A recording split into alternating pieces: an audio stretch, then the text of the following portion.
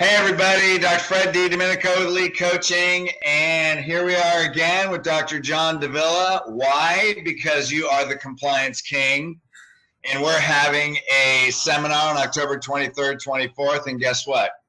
Guess what the theme is? Moving your vision, your practice from community to humanity. So it's really going to be expanding your vision. We have world-class leaders there, and of course, we live in a changing world. And with a subluxation-based practice, moving to humanity, man, we have a big principle to bring out to the world. Yet today, man, we are in a world of liability as well. So, John, you are the king. You speak at all our seminars. I consider you part of our team because you always bring stuff, really what it is, your principle and your philosophy that helps people fulfill their purpose in a way that's legal. You sleep at night. And you can get big fat cash prepays. You can really live the principle in your practice and do it legally, man. So you're going to be talking about balancing a subluxation-based practice and balancing ICD-10. The world is changing again. So why don't you fill us in on that? Yeah, what's really interesting about all this is that there's so much fear and so much negativity about all this that I find it laughable, really. I mean, everyone's so scared and so worried about everything that's going on right now with all this ICD-10 stuff. Oh, you're going to go to jail and all this different stuff. You know what's really funny about all this is in a subluxation-based practice, and let's just say, and I say subluxation-based practice, I mean diagnosing subluxation and documenting it. To be honest with you, I mean, everyone's so worried, and I remember hearing things like there's going to be an active care, there's going to be a wellness care subluxation code, there's going to be, a chronic version, a left, a right, a body left, body right, C1, C2, C3. None of that happened. None of it happened. So everyone's all worried about this stuff, and none of it's true. In fact, I mean, the simplest thing is this, and this is really where I'm going to go with this, is that 739.1 actually is M99.01. It's that simple. So if you're into the diagnosis of subluxation, all that different stuff for the way that you practice, which is, we'll talk more about in a second, but if that's the code that you use the most, believe it or not, it's just a one-for-one swap. So there's really nothing to worry about. All this crap about we have so many codes and there's 15,000 ICD-9s, now there's 70,000 ICD-10s, and all this code about, like the one I laugh about the most is, oh, there's one where a duck flies into a boat, which actually hits someone who's driving a bus, and this is the diagnosis code. What that means, don't retweet that stuff. Don't put it out on Facebook because it has nothing to do with us. It just clouds the issue.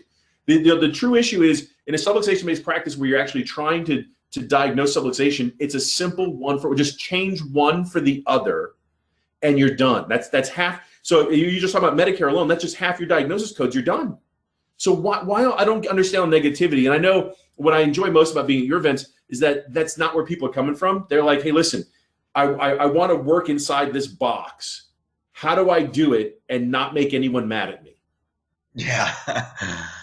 That's really where it comes from. And the reason why it works, especially with the clients I've worked with that are yours, because you are absolutely all about getting as much information in the history as possible. And I love the way you actually go about asking for your histories with your patients and the way you explain it for your doctors to ask their patients, because that information is so necessary at the very beginning. And I work with other groups and other types of people, other types of doctors will say, where really all they want to get to is how fast can I get out of the exam and into adjusting somebody. Where I like where you're going with it, it's like, hey, listen, let me get absolutely everything as far as information I need. That way I can know as much as possible so I could go ahead and explain to the patient why I'm going to help them. And I love, and it was great to actually pop in on your boot camp the other day and get to sit there and listen to you talk about this stuff, because I don't get the chance to just sit there and listen to you talk. It was actually fun because that's exactly what you're going over: how to handle day one and how to get all the information that you really need, which, to be honest with you, fits right in with ICD-10. So it was actually fun to be there just to say hello, because I happened to be in Atlanta at the same time. But it was more interesting to sit there and listen, because the beauty of working with you is that the conversion between ICD-9 and ICD-10 is going to be nothing more than codes. And I'll explain more in a second, but I just throw a little compliment your way. Hey, thanks, brother. Well, it was great to have you in there. And, you know, what you're talking about on day one, I know in Elite, is we focus on organ problems and health problems. So I don't know how that relates to the codes. I really, you know what, here's the deal. I don't know crap about that, man. What I know is how to create the highest amount of lifetime patients. And that's why Elite does that, I believe, and what we've been told better than anybody else. But that's why I have you, because that's like a full-time job. So I show people how to create lifetime patients, how to have families live that lifestyle. You show them how to document it. So chiropractors can fulfill that purpose, create lifetime patients, do it legally. And so one thing I love about, well, there's many things I love about you, brother. I like eating with you, actually. It's really one of my favorite things, is because we always go eat well. However, on the chiropractic part, is, man, you make it easy. You break down difficult things and you make it simple so that people don't have to sweat, get all caught up in the small things. They can focus on the big things, and you make it easy for them. So for all you people that are out there that have questions, this one section will be worth a whole weekend. And not to mention all the other world-class speakers that we have that we're mentioning on these videos. Just real quick, let me give a shout out. We got Jennifer Brannon telling you how to build a world-class pediatric practice. We got Billy DeMoss is going to be there. That's going to fire you up on principle. We got Ernie Landy. You know, I call him the present-day BJ Palmer. Sees over 2,000 a week for 40 years. Hello, I'm speaking. Got Brian Capra going to talk about building a lifetime relationship with technology. Mike Isom from Garrett Ganderson's group. So we got we're covering all aspects of practice.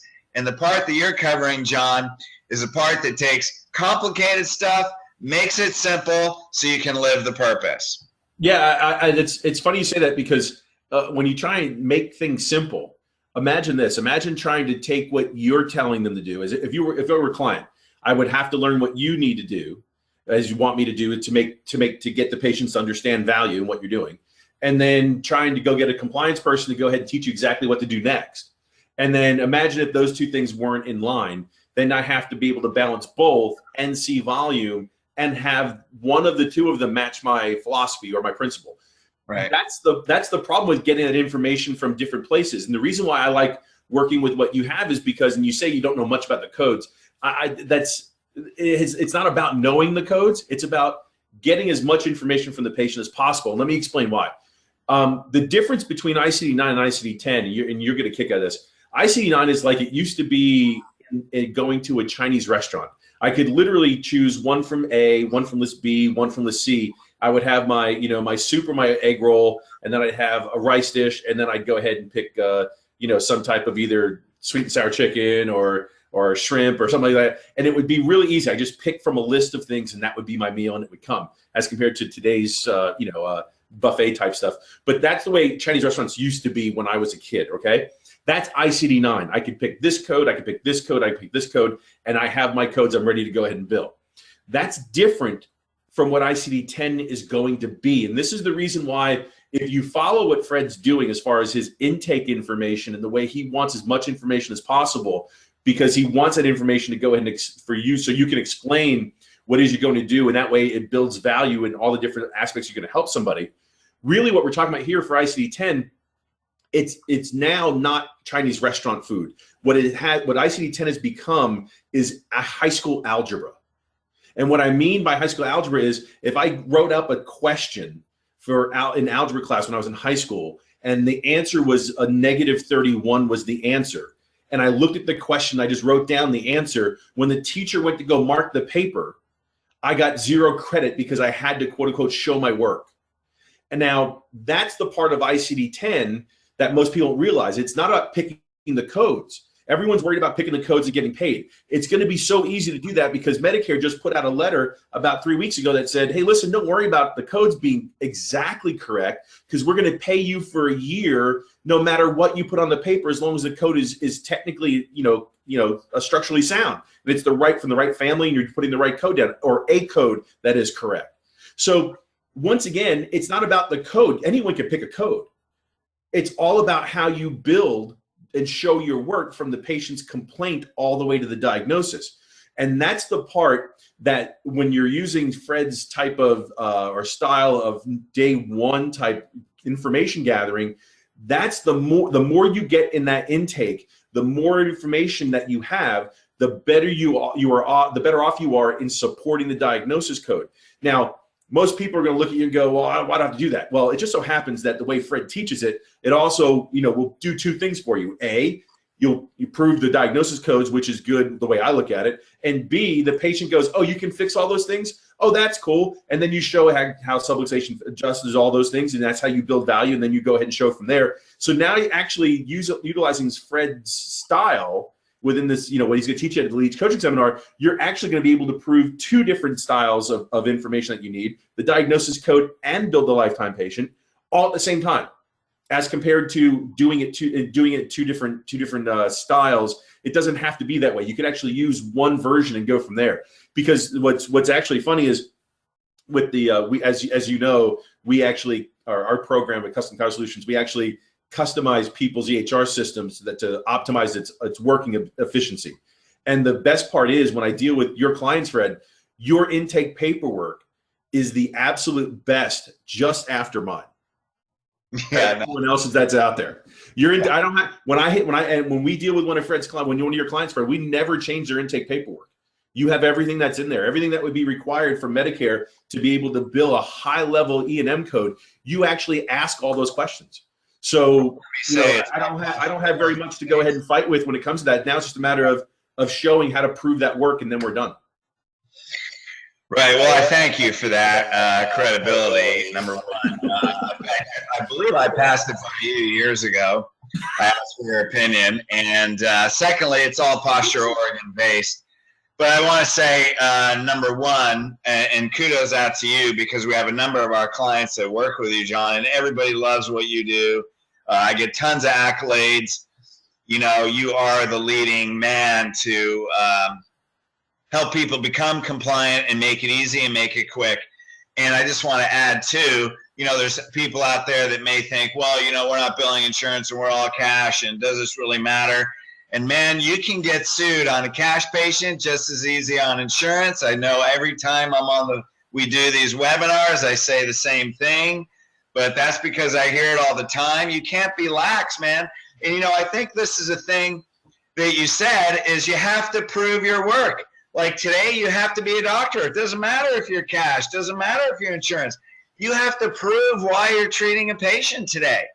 It's not, we live in a different world. And so this is why this is so important, that be up on this, take care of it, because one thing I love about you is you handle this topic from a philosophical perspective. You really combine the whole diagnosis and billing and coding and all this stuff with the philosophy and purpose. And that is why, Dr. John Davila, I always have you at all the seminars, man. You're the purpose-based. You're too nice. You're too generous. Thank you. I appreciate that. No, man, this is pure greed on my part. I mean, I love you. Don't get that. It's who you are that makes me say, John, you have to be here, man. So I don't give you much choice. I'm like, dude, what are you doing in October? That's true. That's exactly how it went down. That's exactly right. Yeah. So I appreciate that, you being so cooperative. Anytime. You know me. I don't have 1,000,000.1 miles on Delta because I stay home on the weekends. Yeah. I get that. So anyway, hey, we definitely have a world-class seminar. What John is going to prevent will truly help you make the transition smoothly, make it simple, help you fulfill your purpose, and that's really the most important thing. And you will get tons. I guarantee you there will be a transformation, because if you want to double your practice, changing your mindset from community to humanity, doing it legally, doing it with mindset and systems, that you can go back on Monday with your team, and I promise you, this is all of our personal commitments, that you will have something, a transformation will take place, that you will see growth the next week. So thank you for handling this part of practice, and we're going to have a good time. By the way, whoever goes, we're all invited to Italian food. That's why I go to Chicago. There you go. Yeah, that's a good night, and a decent bottle of wine chosen at dinner, by the way. Yes, there you go. So that's it from my side, man. Anything you want to add? No, I'm just excited. I'm really, really excited. I love Chicago, especially that time of the year. So should be a good time. Should be a very, very good time. Well, you can go register. I believe you can register online, elitecoachingllc.com. You can call me personally. If you are a guest and you're not an elite client, what I like to do is to talk to people and find out exactly what you're looking for and what you want to get out of the weekend.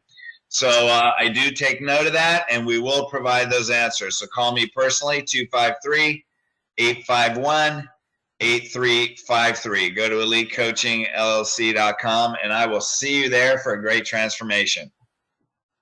Thank you, brother. Thank you, Fred. I appreciate it. We'll talk to you soon. Take care. Bye. Bye-bye.